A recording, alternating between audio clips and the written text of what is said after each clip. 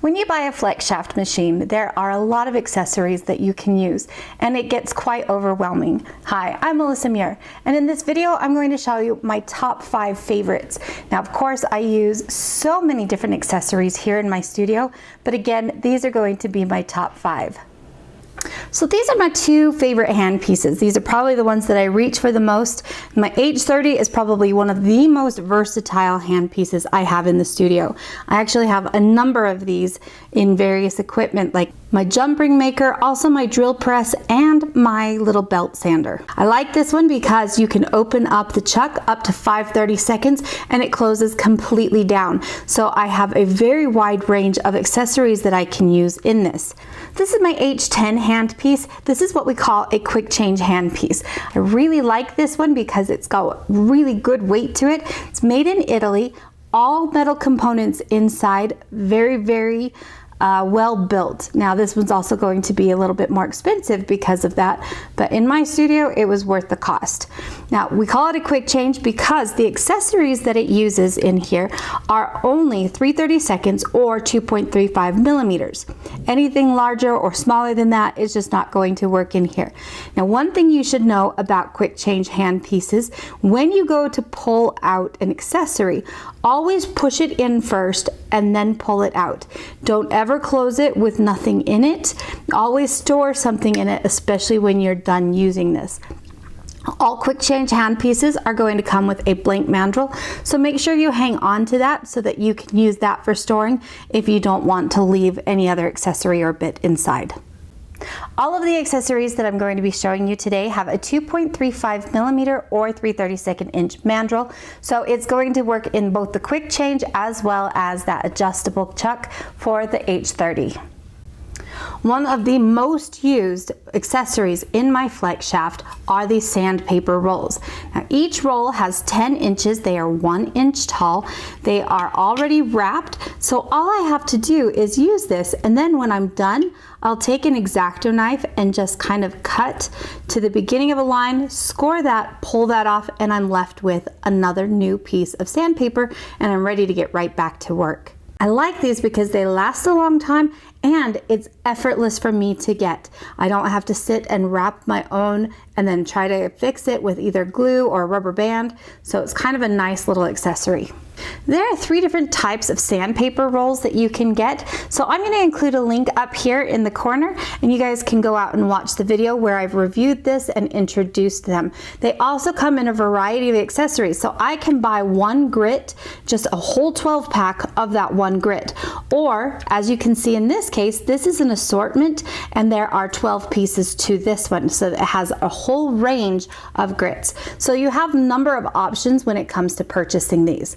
I would suggest that you buy an assortment pack and then you'll quickly find which ones you use the most, and then I just order a 12 pack to replace the ones that I use the most. The next accessory that I use, I'm sure, is quite common in a lot of studios. They are radial discs, and as you can see, there is a whole assortment of these. I really like this particular one. For one, it's quite affordable. It will come with a screw-on mandrel. However, I would highly suggest that you buy multiple screw-on mandrels, so that way you can mount some of these and not have to worry about unscrewing and re-screwing on when you change out the accessory. The grits are all laid out up here, so it makes it very easy for you to see what it is. So in this case, we have 80, 120, 220, and then again back to an 80, but notice that there's a size difference. There are 3 different sizes of radial discs in this assortment and various number of grits. So this is a really good one to have on hand. When using radial discs, I usually use 3 or 4 at a time, never less than 3. You can stack them all the way up to about 6 if you have a long enough screw in your mandrel. Another one of my very well used and loved accessories are the mountain satin finishers.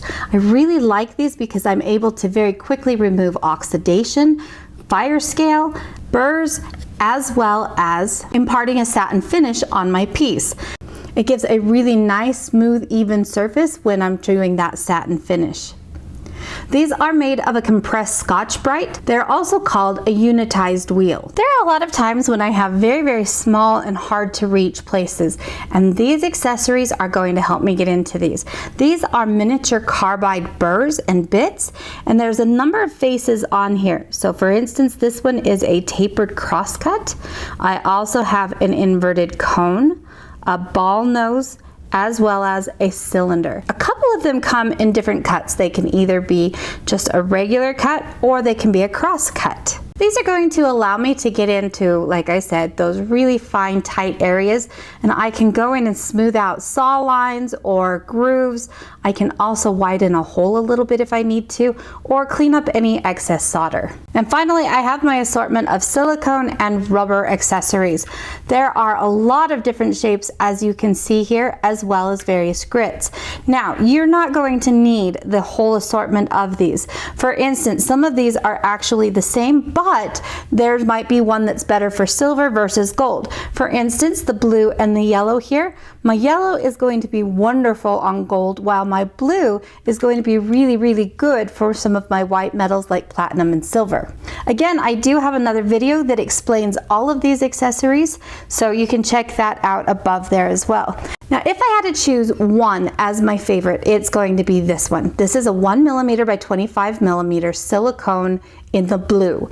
This is a very fine, so I can use this to just simply erase little scratches and dents and divots, and it's fascinating to watch, especially under magnification. Now, in the case of this silicone accessory, it is a cylinder, and it just has an end screw that will screw right into the bottom hole of my accessory. Others will need a screw mandrel, and it comes in a disc, a knife edge, and cylinder. Now, this particular assortment has 4 different grits, so we go from coarse, medium fine, and extra fine. If you don't really like the silicone, you also have the option of the rubber accessories that are very similar.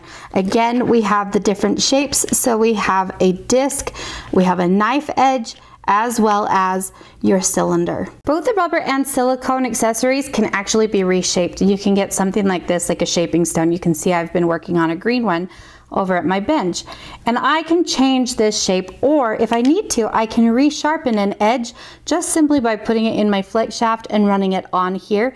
There are multiple grooves, plus I also really like to work on these edges or corners, and that helps me conform the shape of whatever I'm using to the piece that I'm polishing.